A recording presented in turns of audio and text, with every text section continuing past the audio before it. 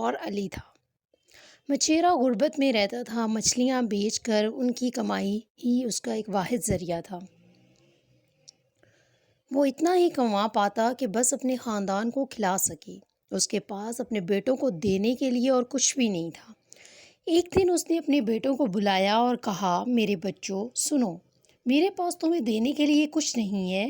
اب تم بڑے ہو گئے ہو تو قسمت آزمائی کرنے کے لیے تمہیں باہر نکلنا ہوگا اور کوئی پیشہ اختیار کرنا ہوگا۔ قاسم نے کہا، لیکن ابا ہمیں کسی پیشے یا ہنر کا علم نہیں ہے، ہم گھر سے دور جا کر کیا کریں گے؟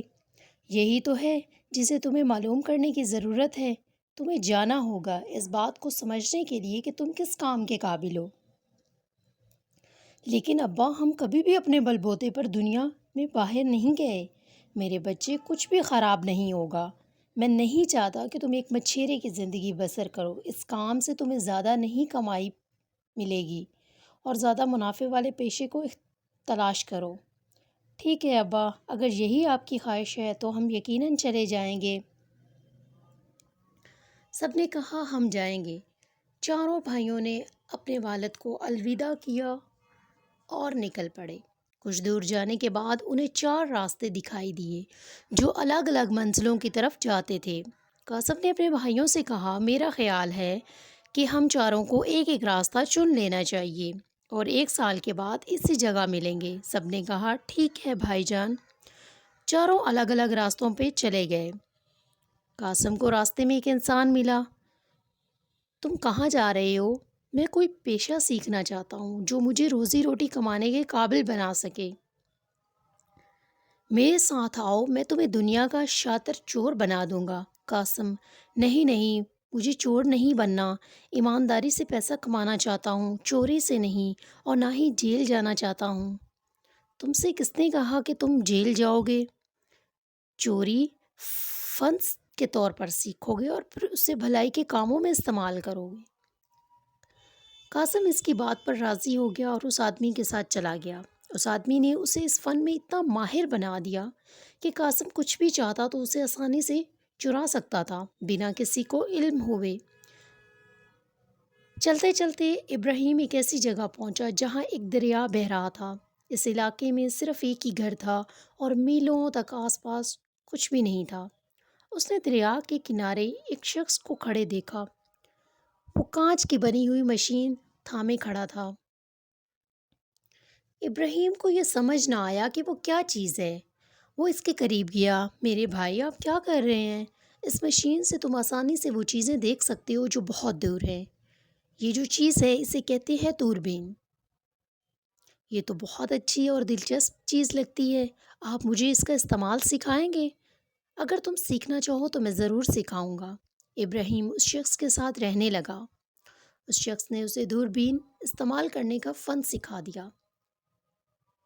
ابراہیم اس میں ماہر ہو گیا۔ وہ شخص اس سے بہت خوش ہوا کہ تم بہت اچھے سے اس کو سیکھ گئے ہو۔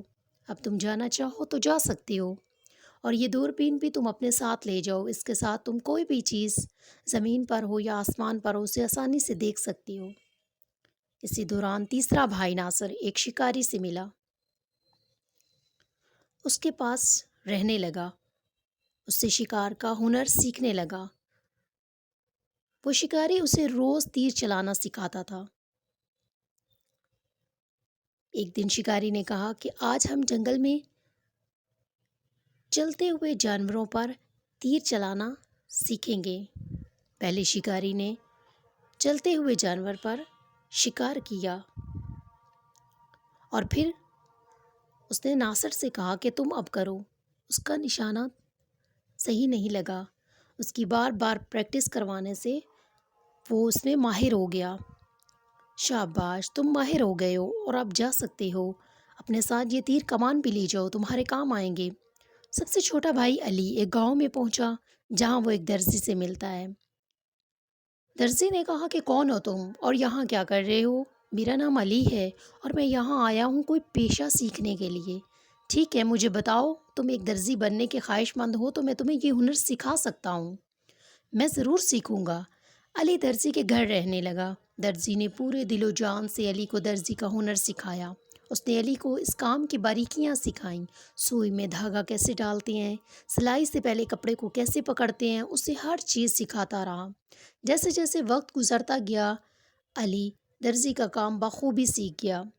درزی علی کی محنت پر بہت خوش ہوا۔ جب علی جانے لگا تو درزی نے اسے سوئی اور دھاگا دیا۔ چاروں بھائی اسی جگہ پہنچے جہاں انہوں نے 1 سال پہلے ملنے کا وعدہ کیا تھا۔ وہ گھر گئے، انہوں نے اپنے والد کو بتایا کہ انہوں نے کیا کیا سیکھا ہے۔ ایک دن وہ سارے ایک درخت کے سائے میں بیٹھے ہوئے تھے جو ان کے گھر کے سامنے تھا۔ ان کے والد نے کہا کہ آج میں دیکھنا چاہتا ہوں کہ جو کام تم نے سیکھا ہے اس میں کتنے ماہر ہو۔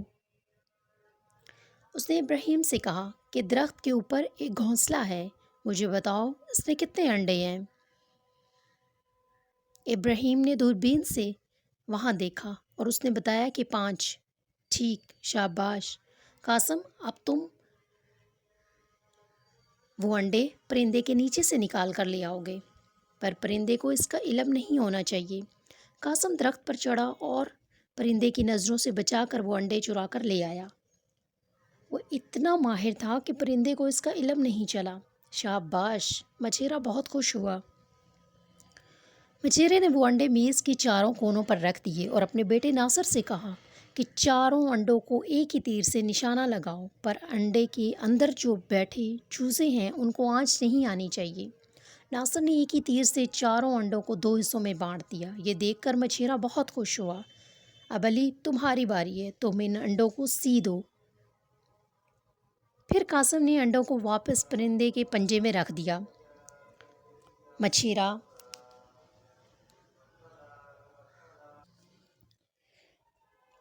اپنے بچوں سے بہت خوش ہوا۔ کچھ دنوں کے بعد یہ خبر پوری سلطنت میں پھیل گئی کہ ایک ڈریگن نے شہزادی کو اغوا کر لیا ہے۔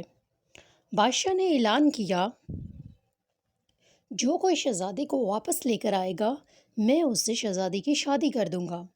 مچھیرے نے اپنے بیٹوں سے کہا کہ تمہیں اپنا ہنر دکھانے کا موقع مل رہا ہے، جاؤ اور ڈریگن سے شہزادی کو بچا کر لاؤ۔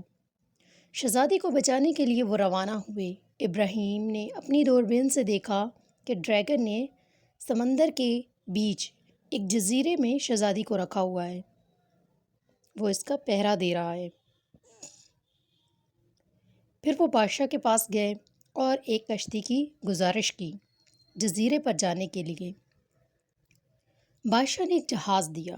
ابراہیم نے اپنی دوربین سے دیکھا کہ ڈریگن شہزادی کی گود میں سر رکھ کر سو رہا ہے۔ ناصر نے کہا کہ میں ایسے میں تیر کا نشانہ نہیں لگا سکتا، ممکن ہے تیر شہزادی کو لگ جائے۔ قاسم نے کہا کہ میں شہزادی کو خاموشی سے چرا کر لے آؤں گا اور تم لوگ جہاز کو تیار رکھنا۔ وہ جیسے ہی وہاں پر گیا اس نے خاموشی کے ساتھ شہزادی کو وہاں سے چرا لیا، اور جب وہ واپس جا رہے تھے تو ڈریگن کی آنکھ کھل گئی۔ وہ جہاز کے پیچھے آیا تو ناصر نے اسی لمحے ہی اس پر تیر چلا دیا۔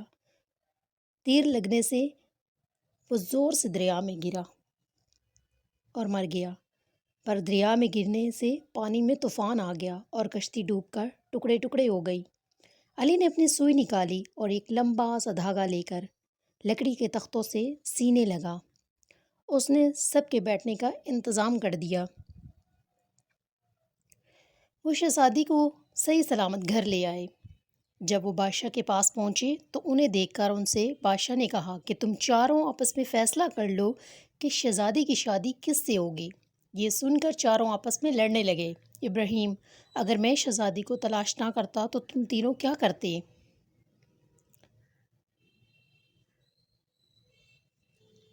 اگر میں شہزادی کو ڈریگن سے چھڑا کر نہ لاتا تو تم تینوں کیا کرتے؟ اگر میں ڈریگن کو نہ مارتا تو تم تینوں شہزادی کو کیسے بچا کر گھر لے آتے؟ علی، تم اس سے نکاح کیسے کر سکتے ہو؟ میں نے کشتی کو سیا ہے تو سب سے زیادہ حق بھی میرا ہے، اور ورنہ تم سارے ڈوب کر مر جاتے۔ تو نکاح شہزادی سے میں کروں گا۔ چاروں کو لڑتا دیکھ کر بادشاہ نے فیصلہ کیا کہ ان میں سے کسی سے بھی شہزادی کا نکاح نہیں ہوگا، کیونکہ اس طرح تو کوئی خوش نہیں رہ سکے گا۔ بادشاہ نے اپنی آدھی سلطنت ان چاروں بھائیوں کے نام کر دی۔ بھائیوں کو وہ سب مل گیا جو وہ چاہتے تھے۔ اسی طرح آخر میں مچھیرے کو اپنی غربت سے نجات مل گئی اور وہ سب ہمیشہ خوشی خوشی رہنے لگے۔ اگر آپ کو میری ویڈیو اچھی لگی ہو تو پلیز میرے چینل کو سبسکرائب کیجیے، میری ویڈیو کو لائک اور شیئر کیجیے۔ شکریہ۔